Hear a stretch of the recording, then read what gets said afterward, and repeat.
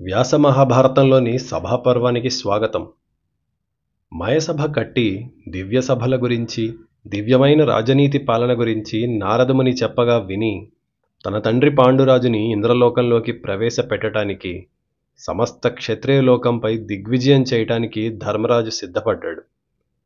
శ్రీకృష్ణుడి అండా ఆలోచనలతో అడ్డుగా ఉన్న జరాసంధుణ్ణి వధించి భీముడి బలంతో రాజసూయానికి మొదటి కానుక తెచ్చాడు. తర్వాత నలుగురు తమ్ముళ్ళు రథాలెక్కి 4 దిక్కులని గెలిచారు. ఎందరో రాజుల సమ్మతాన్ని, ఒప్పుకోని రాజుల కప్పాలని తెచ్చి ఎనలేని తరిగిపోని ఐశ్వర్యంతో ఇంద్రప్రస్థాన్ని నింపారు. Welcome to gossip tree. ఇవాల్టి ఎపిసోడ్లో రాజసూయం ఎలా మొదలవుతుంది విందురుగాని. జరాసంధుని పీడ పోటంతో సమస్త రాజసమూహం ధర్మరాజుకి దాసోహం అంది.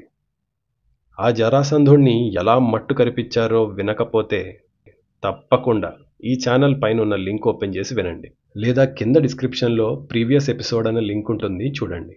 ఇంద్రప్రస్థానికి అన్నేసి కానుకలు వస్తుంటే ఆ నగర ప్రజలు వీధుల్లో చేరి ఏనుగులతో రథాలతో మెరిసిపోయే ఐశ్వర్యంతో కళ్ళు మెరిసిపోతూ ఉంటే ఆ శోభని ఆగకుండా చూస్తూ ఉన్నారు. ధర్మరాజు ప్రజలంటే మహాప్రేమ ఉన్నవాడు. ఆ ధనంలో కొంత భాగాన్ని ముందు ప్రజలకిచ్చాడు. బ్రాహ్మణులకి, ఉత్తములకి దానం చేశాడు.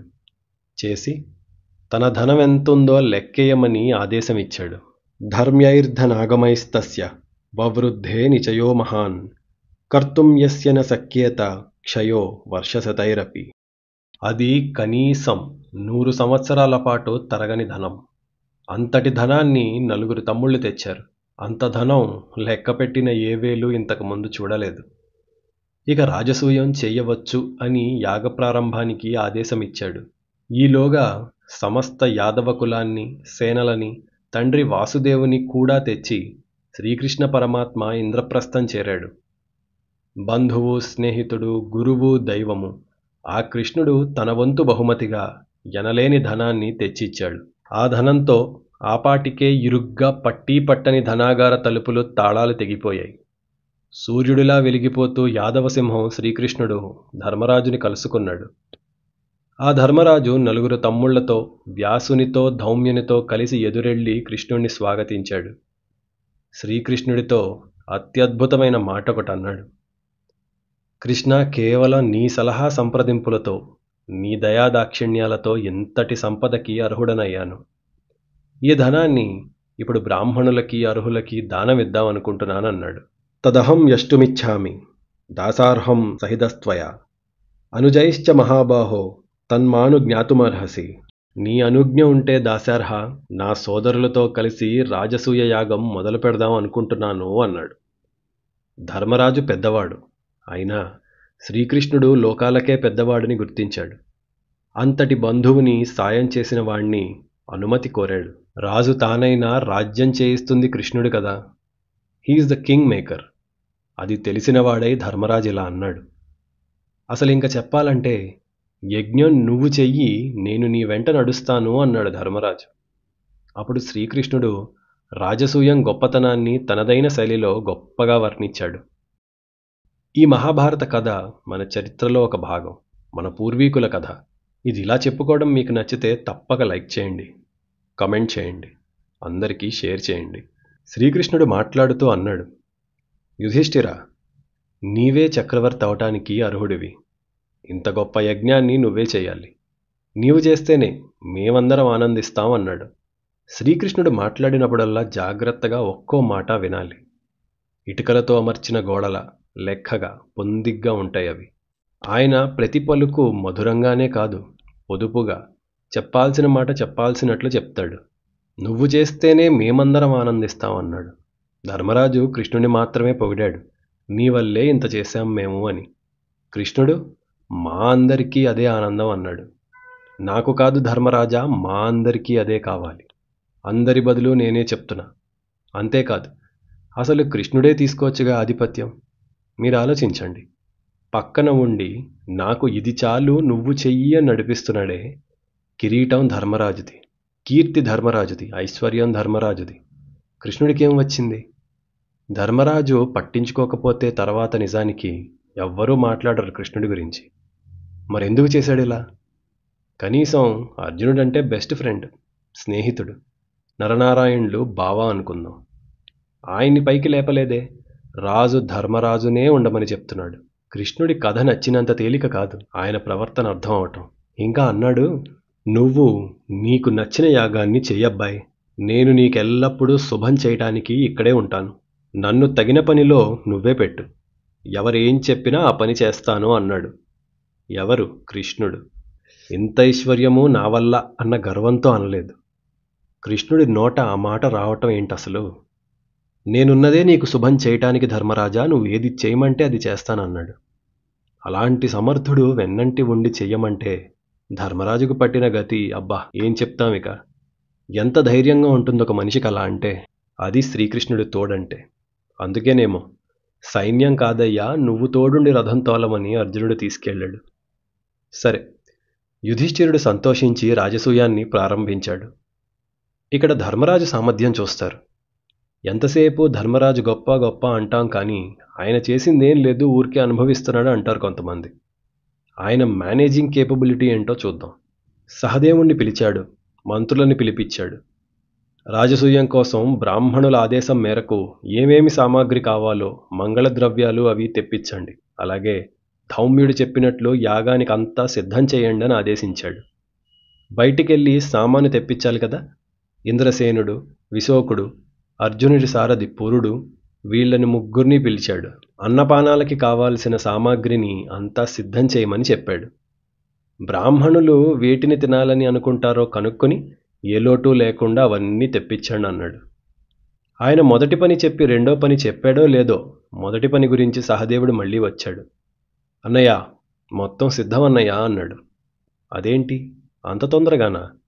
అది ఉత్సాహం, అది సామర్థ్యం. ఎలాంటి వారిని పనిలో పెట్టాలో తెలిసి పెడితే ఇంత వేగంగా పనులవుతాయి. వ్యాసుల వారు ఆయనే బ్రహ్మగా ఒప్పుకొని వచ్చాడు. బ్రహ్మ అంటే యజ్ఞానికి సూపర్వైజర్ అన్నమాట. అన్నీ సరిగ్గా జరుగుతున్నాయా లేదా, ఏదన్నా తప్పులు అవుతుంటే సరిచేయటం, ఏదన్నా సమస్య వస్తే తీర్చటం, అలా చూసుకునే వారిని బ్రహ్మ అంటారు. ఆయన వెనక ఋత్విజులు సామవేద గానం చేసేందుకు సిద్ధపడ్డారు. యాజ్ఞవల్కుడు వచ్చి ఆధ్వర్యువుగా ఉన్నాడు, అంటే మొదటి అసిస్టెంట్ అన్నమాట. ఈయన ఫిజికల్ డీటెయిల్స్ చూస్తాడు యాగంలో, అంటే సంవారాలు వచ్చాయా, ఏది ఎక్కడ ఎలా వాడాలి అవన్నీ చూస్తారు. వీళ్ల పిల్లలందరూ వచ్చి శుభ్రంగా స్నానం చేసి పుణ్యాహవాచనం చేసి యజ్ఞశాలని సిద్ధం చేస్తున్నారు. ఇంత పెద్ద యాగం జరుగుతుంటే మరి వచ్చేవాళ్ళకి విడిది, యాగశాలకి శోభ ఉండద్దా? కాబట్టి శిల్పులొచ్చారు. వచ్చి అందమైన మందిరాలని తోరణాలని చేయటం మొదలుపెట్టారు. ఆ స్తంభాల్లోనే గంధపు చెక్కల్ని కలిపారు. సుగంధం విరజిమ్మి ప్రాంగణం అంతా సుఖంగా ఉంది. మన జీవితాల్లో కూడా మంచి కథలు చెప్పుకొని వాటి సువాసన లాంటి అనుభూతితో సుఖంగా ఉండాలి కదా. అదే ప్రయత్నంలో చెప్పుకుంటున్న ఈ కథలు మీకు నచ్చితే తప్పక లైక్ చేయండి. అంతకన్నా నలుగురికి వీటిని వినిపించండి. మనకంటూ చివరికి మిగిలేది మన కథలే, గుర్తుపెట్టుకోండి. సహదేవునికి ఇచ్చిన పని అయింది కదా, కనుక మళ్ళీ పిలిచి రాజులందరినీ పిలవటానికి దూతలని పంపమని చెప్పాడు. సహదేవుడు ఏ రాజుకి ఎలాంటి దూత వెళ్లాలో నిర్ణయించి ఆహ్వాన పత్రికలు పంపాడు. రాజులనే కాదు, ఆ రాజ్య ప్రజలని కూడా పిలవమని చెప్పాడు. ఇది దేశం మొత్తం రాదగిన యాగమని చెప్పాడు. వచ్చిన వారి కోసం విడిదిగా ఇళ్ళని కట్టారు. టెంపరరీ హౌసెస్ అన్నమాట. వాటిల్లో అగ్ని, అన్నపానాలు, బట్టలు అన్నీ పెట్టున్నాయి. ఎవరి బట్టలు వారు తెచ్చుకోవడం కాదు, అవే పెట్టున్నాయి. వినోదం కోసం కథలు, కాలక్షేపాలు కూడా ఏర్పాట్లు చేశారు శిల్పులు. ఇక భోజనాలు. అందరూ భోజనాలు చేస్తూ ఆనందంలో మునిగిపోయారు. ఏది ఎంత ఉన్నా అన్నమిచ్చిన ఆనందం, సంతృప్తి కాసేపటికైనా వేరేదివ్వదు కదా. భోజనశాల అంత కోలాహలంగా ఉంది. వీరికి పెట్టండి, వారికి పెట్టండి అని అరుపులు, సందడి. ఇక అసలైన వారు హస్తినలోని బంధువులు. వారిని ఆహ్వానించమని నకులుణ్ణి పంపాడు. భీష్మ, ద్రోణ, విదుర, కౌరవులందరినీ ఆహ్వానించమని పంపాడు. నకులుడి ఆహ్వానం మన్నించి వాళ్ళందరూ ఎంతో సంతోషంగా ధర్మరాజు చేసే యజ్ఞాన్ని చూడ్డానికి బయలుదేరారు. దిగ్విజయంలో కానుకలొకెత్తు. అతిథులుగా వస్తున్న రాజులందరూ మళ్లీ కానుకల్ని పట్టుకొచ్చారు. ఎవరెవరొచ్చారో తెలుసా? ధృతరాష్ట్రుడితో మొదలు భీష్ముడు, విదురుడు, దుర్యోధనుడు, అతని సోదరులు, గాంధారరాజు, గాంధారికి శకునికి తండ్రి సుబలుడు, శకుని, శల్యుడు, కర్ణుడు, మహాబలశాలి బాహ్లికుడు, సోమదత్తుడు, కురునందనుడు భూరి, అశ్వత్థామ కృపాచార్యుడు ద్రోణాచార్యుడు, సింధురాజు జయద్రథుడు పుత్రులతో కలిసి మామగారు ద్రుపదుడు, సాల్వుడు, ప్రాగ్జ్యోతిషపురంలో ఇంతకుముందు అర్జునుడి చేతిలో ఓడిన భగదత్తుడు, సముద్రపు రాజులు, మ్లేచ్ఛరాజు బృహద్బలుడు, పౌండ్రక వాసుదేవుడు, వంగరాజు కళింగపతి ఆకర్షణుడు, కుంతల, మాళవ, ఆంధ్ర, ద్రవిడ, సింహల దేశం అంటే శ్రీలంక రాజులు, కాశ్మీర్లో ఎవరండి ఉండేది, ఆ రాజు వచ్చాడు, మహాతేజస్వి కుంతిభోజుడు, కుంతి పెంపుడు తండ్రి, బాహ్లికుడు, 2 కుమారులతో విరాటరాజు, నానా జనపద రాజులు చిన్న పెద్ద అందరూ వచ్చారు. మహాగర్వితుడు శిశుపాలుడు వచ్చాడు. బలరాముడు, అనిరుద్ధుడు, కంకుడు, శారణుడు, గదుడు, ప్రద్యుమ్నుడు, సాంబుడు, చారుదేష్ణుడు, ఇతర వృష్ణివంశం వాళ్ళు రానే వచ్చారు. వీరందరూ యుధిష్ఠిరుని కలుసుకున్నారు. వీళ్ళందరికీ ఇళ్లను ఏర్పాట్లు చేశారు. భవనాల్లో దిగుడు బావులు స్నానానికి తవ్వారు. ఉత్తమ భోజనాలు ఇవన్నీ ఏర్పాట్లు చేసి స్వాగత సత్కారాలతో ఎలాంటి లోటు లేకుండా చూసుకున్నారు.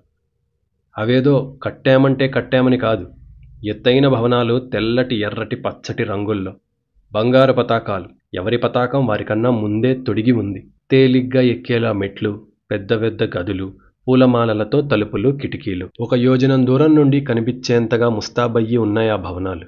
మొత్తం వచ్చిన రాజులు చూస్తుండగా ఇంద్రప్రస్థం ఇంద్రుడి స్వర్గాన్ని మించి బ్రహ్మలోకంలో ఉంది. ఇక ధర్మరాజు గారు సిద్ధపడి యజ్ఞదీక్ష పుచ్చుకున్నాడు. యాగం మొదలుపెట్టాడు. వెనక కొన్ని వేల మంది బ్రాహ్మణులు నడుస్తుండగా అలా తయారైన యజ్ఞశాలకి వచ్చాడు. మొత్తం వచ్చిన రాజులు చూస్తుండగా 4 మహావీరులు తమ్ముళ్ళుండగా ధర్మరాజు సాక్షాత్ ధర్మదేవతలాగానే ఉన్నాడు. ముందుగా అందరికన్నా ముఖ్యులు పితామహుడు భీష్ముడు గురువు ద్రోణుడి పాదాలకి సాష్టాంగపడి నమస్కరించాడు. ఈ యజ్ఞం బాగా జరగాలని అన్ని విధాలా మీరు నన్ను దీవించండి అని అడిగాడు. నాకున్న సమస్త ధనాన్ని ఐశ్వర్యాన్ని మీరు మీ ఇష్టానుసారం సత్కర్మలకి వాడండి అని అడిగాడు. అయిపోయింది, ఒక్క మాటతో పడేశాడనాలి. అయ్యా, ఇదంతా నా ధనం కాదు, మీది, మీ ఇష్టం వచ్చినట్లు ఎవరికివ్వాలో వాళ్ళకి నచ్చినట్లు ఇచ్చేయండి అన్నాడు. ఇప్పుడు వచ్చిన అతిథుడు కౌరవులు, సొంత బంధువులు కదా, కాబట్టి మర్యాద ఏంటి, వాళ్ళకి మంచి పని చెప్పటం. ఎప్పుడన్నా ఒక పెళ్లి జరిగితేనో ఒక శుభకార్యం జరిగితేనో బంధువులకి పెద్దవాళ్ళకి నిజమైన మర్యాద తెలుసా? అందరికన్నా ఎత్తుగా అందరికీ దూరంగా ఒక కుర్చీ వేసి కూర్చోమంటం కాదు, వాళ్ళు దాన్ని హుందాగా ముందుకొచ్చి తీసుకోవటం. అలా భక్ష్యభోజ్యాలు చూసి వాటిని సరిగ్గా అందరికీ వడ్డించే పనిని దుశ్శాసనుడికి ఇచ్చాడు. అందరికీ అన్న ధర్మరాజు కనుక తమ్ముడికి ఆ పనిచ్చాడు. భోజనాలు చాలా జాగ్రత్తగా పెట్టాల్సిన విషయం. ఏది గుర్తున్నా లేకున్నా అది గుర్తుంటుంది. అదొక్కటి బాగుంటే మిగతావి పట్టించుకోరు. అలాగే బ్రాహ్మణులకు ఎలాంటి సత్కారాలు చేయాలో అశ్వత్థామకి ఇచ్చాడు. ఆయనకి బ్రాహ్మణులకు ఇవ్వటం అన్న సొంతవారి సుఖం సహజంగా బాగా తెలుసు కదా, కనుక మహాబలవంతుడు ఉత్సాహవంతుడు పండితుడు అశ్వత్థామకి అది ఇచ్చాడు. రాజులని జీవితాంతం దగ్గరుండి జాగ్రత్తగా సేవించిన సంజయుడికి వచ్చిన రాజులకి జరగాల్సిన సత్కారాలని చూడమని చెప్పాడు. ఇక యజ్ఞానికి బ్రహ్మ వ్యాసుడు ఎలా అయ్యాడో ఈ పనులన్నిటికీ భీష్మ ద్రోణులు బ్రహ్మలు, అంటే ఏది ఎలా చేయాలి ఏది కూడదు అని చెప్పటానికి వాళ్ళిద్దరూ ఉండేలా చెప్పాడు. ఒక క్షత్రియోత్తముడు ఒక బ్రాహ్మణోత్తముడు, శివకేశవుల్లాగా. అలాగే ఉత్తమ రత్నాలను రక్షించటం దానం చేయటం అన్న భారాన్ని కృపాచార్యుడికి ఇచ్చాడు. నకులుడు దగ్గరుండి తీసుకొచ్చిన బాహ్లిక సౌమదత్త ధృతరాష్ట్ర జయద్రథులని ఇంటి యజమానుల వలె ఉండమని కోరాడు. పెద్దరికంగా అందరికీ కనబడుతూ అలా హాయిగా తిరుగుతూ ఉండమని. అందరికంటే పెద్దవాళ్ళు వృద్ధులు కదా. ఇక యాగం అన్నాక ఎంత ధనం ఖర్చవుతుందో దేనికి ఎంత అవ్వాలో సరిగ్గా తెలిసిన వాడు ఉండాలి. విదురుణ్ణి పిలిచి ధన వ్యయాలను అప్పగించాడు.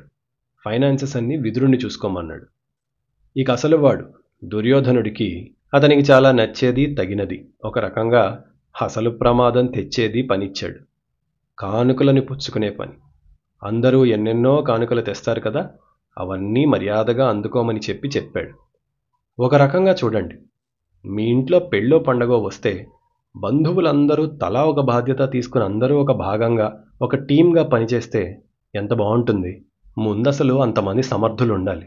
2, ఎవరి సామర్థ్యం ఏంటో తెలిసిన వాడు యజమానై ఉండాలి. అందులో ధర్మరాజు మేనేజ్మెంట్ ఇలా ఉంది. సరే, మరి దేవాదిదేవుడు కృష్ణుడేం చేశాడో తెలుసా? యుధిష్ఠిరుడు ఆయనకి ఏం పనిచ్చాడో తెలుసా? అందరినీ సంతోషపరిచేలా ఏది చేస్తావో అది చెయ్యన్నాడు. అంటే అందరూ హ్యాపీగా ఉండాలి కృష్ణ. నువ్వు దానికోసం ఏం చేయాలో నీ ఇష్టం చేసేయమన్నాడు. అలా చెప్తే కృష్ణుడేం చేశాడో తెలుసా? చరణక్షాళనే కృష్ణ బ్రహ్మణానాం స్వయం హ్యభూత్ సర్వలోక సమావృత్త విప్రోషు ఫలముత్తమం. కృష్ణుడు బ్రాహ్మణుల పాదాలని కడిగాడు. అందరికీ నీళ్ళిచ్చాడు. సద్బ్రాహ్మణులని అంటే తన కోసమని కాక సమాజం కోసం ఆలోచించి ధర్మాన్ని దైవాన్ని నమ్ముకున్న ఆ బ్రాహ్మణులకి కాళ్ళు కడిగాడు. అలా చేసి కృష్ణుడికి మహాపుణ్యం అందిందని వ్యాసులు వారు చెప్పారు. ఈ కిందాక చెప్పుకున్నాం కదా దుర్యోధనుడికి ఏం పనిచ్చాడో. అక్కడికి వెళ్దాం ముందు. ధర్మరాజును చూడ్డానికి వచ్చిన ఏ రాజు కూడా 1000 బంగారు నాణేలకి తక్కువ తేలేదు. అందరు రాజులు అనుకుంటున్నారట, యుధిష్ఠిరుడు నేనిచ్చే బంగారం వల్ల ఈ యాగం ఇంకా బాగా చేయాలి, అప్పుడు నాకు కీర్తి పుణ్యం దొరుకుతుంది అనుకున్నారు. ఆయన చేసే యాగం మీద అంత నమ్మకం, ఆయనంటే అంత ఇష్టమో కానుకలైతే తెగ తెచ్చారు. దుర్యోధనుడు అన్నీ అందుకుంటున్నాడు. ధర్మరాజు ధనాగారం యాగం కోసం ఖర్చు అవుతోంది, మళ్ళీ ఇంతలోనే కానుకలతో నిండిపోతోంది. ఆయన ఇంకా ఇంకా దక్షిణలు దానాలు ఇస్తూ పోతూ ఉన్నాడు. ఇక దుశ్శాసనుడున్న భోజనశాలలో తినుబండారాలు ఖాళీ అవుతున్నాయి, మళ్ళీ నిండుతున్నాయి. వండుతున్నారు, పెడుతున్నారు. కడుపు పగిలేలా తింటున్నారు, వెళ్ళిపోతున్నారు. వచ్చేటప్పుడు ఆశ, వెళ్ళేటప్పుడు ఆనందం, సంతృప్తి. అలా ఉన్నాయి ఇటందరి మొహాలు. ఇక హోమం దగ్గర మంత్రభాగం ఆకాశాన్నంటేంత ఉచ్చారణతో అగ్నిలో వేసే హవిస్సులన్నీ పుచ్చుకుని దేవతలందరూ తృప్తి పొందారు. ఇలా అంత అత్యద్భుతంగా రాజసూయ యాగం జరిగిపోతోంది. ఇంకా ప్రతి మీటింగ్లో ప్రతి పెళ్లిలో జరిగేవన్నీ అక్కడ జరిగాయి. అక్కడ పండితులు అన్నీ తెలిసిన వాళ్ళు చర్చించుకుంటున్నారు. ఇది ఇలా జరగాలి, అది అలా జరగకూడదు, ఎందుకంటే అని అన్ని చర్చలు చేసుకుంటున్నారు. ఇంకా ఒక డేగ మాంసం తీసుకెళ్తుంటే మరొక డేగ ఆకాశంలో వచ్చి దాన్ని కొట్టి అంతా చెల్లా చెదురు చేసేస్తుంది చూడండి. అలాగా ఒక విషయాన్ని కెలికి వాళ్ళ మేధావితనం ఎనాలిసిస్ అంటారు కదా, అది చేసి ఇక దేని గురించి మాట్లాడుతున్నామో అయితే మర్చిపోయేలాగా లేదా విసుగొచ్చేలాగా అంత ధర్మచర్చ, ధర్మార్థ పురుషార్థాల గురించి చర్చలు జరిగిపోతున్నాయి. అందరి మధ్యలో కూర్చుని నారద మహర్షి ఉన్నాడు. ఇదంతా చూసి చాలా సంతోషించాడు. మరి ఆయన దగ్గరే కదా మొదలైంది ఇదంతా. చూస్తున్నాడు చూస్తున్నాడు చూస్తున్నాడు, అందరినీ చూస్తున్నాడు. అంతమంది క్షత్రియ సమూహాన్ని చూసి ఆ నారదుడి మదిలో ఒక ఆలోచన వచ్చింది. ఆలోచన కన్నా ఆయనకి ఏదో గుర్తొచ్చింది. అసలు ఇదంతా ఎందుకు జరుగుతోంది, దీని వెనక ఆడించే చెయ్యి ఎవడిది అని దూరంగా ఉన్న కృష్ణుణ్ణి చూసి ఒకటి అనుకున్నాడు. అది ఏంటి, ఏమనుకున్నాడు, తర్వాత ఏమైంది నెక్స్ట్ ఎపిసోడ్లో విందురు గాని.